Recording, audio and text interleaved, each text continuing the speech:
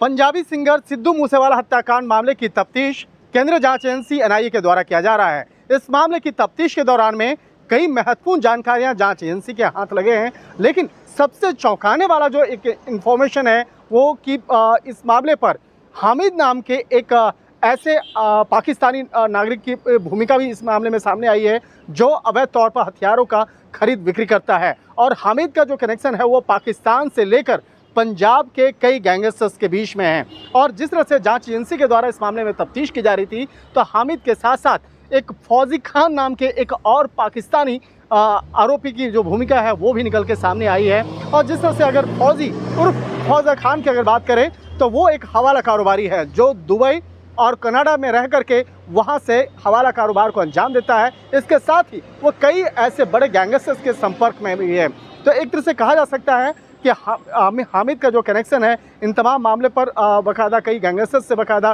पूछताछ भी की जा चुकी है। और जिस तरह से अगर इन दोनों आरोपियों को मिलवाने की अगर बात है तो शहबाज खान नाम के एक आरोपी जिसको साल 2022 में उत्तर प्रदेश के बुलंदशहर से गिरफ्तार किया गया था, और जब उसकी गिरफ्तारी की गई थी तो उसके बाद गिरफ्तारी के बाद ही उसने सबसे पहला नाम जो है हामिद का लिया था। लेकिन हामिद जो है उसके बारे में जानकारी मिल रही थी कि वो लगातार अलग अलग नामों से वो भारत में और पाकिस्तान में और कई अलग दूसरे देशों में भी वो लगातार वो सक्रिय रहा है। तो अब इस मामले में अब ये स्पष्ट हो चुका है कि हामिद जो अवैध तौर पर हथियारों का सप्लायर है वो मूल रूप से पाकिस्तान का रहने वाला है। और जिस तरह से हामिद ने ही वो हथियार जो हैं, जो विशेष तौर पर कई ऐसे हथियार जो सिद्धू मूसेवाला हत्याकांड में यूज़ किया गया था, तो उसकी जो तस्करी करके पंजाब तक पहुंचाने का काम हामिद का ही था। एक तरह से कहा जा सकता है आने वाले वक्त में इस मामले पर कुछ और भी जानकारियां निकल के सामने आ सकती हैं।